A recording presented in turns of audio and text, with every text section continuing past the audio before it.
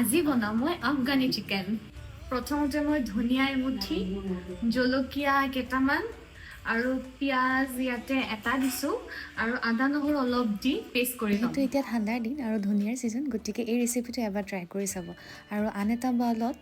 মই দৈ লৈছোঁ অকণমান তাতে ধনিয়াৰ পেষ্টখিনি দি অকণমান মা মছলা দিছিলোঁ আৰু তাতে অকণমান সৰিয়হৰ তেল নিমখ দি গোটেইখিনি ধুনীয়াকৈ মিক্স কৰি লৈছোঁ মাংসখিনি ভালকৈ ধুই তাতে অকণমান এই পেষ্টটো দিছোঁ আৰু ধুনীয়াকৈ মেৰিনেট কৰি আধা ঘণ্টাৰ কাৰণে ফ্ৰিজত থৈ দিছোঁ এতিয়া পেন এটাত অকণমান ঘি দি মাংসখিনি ভালদৰে ৰোষ্ট কৰি লৈছোঁ আকৌ অকণমান সৰিয়হৰ তেল দি তাতে গোটা গৰম মছলা দিছোঁ আৰু আগতে ৰাখি থোৱা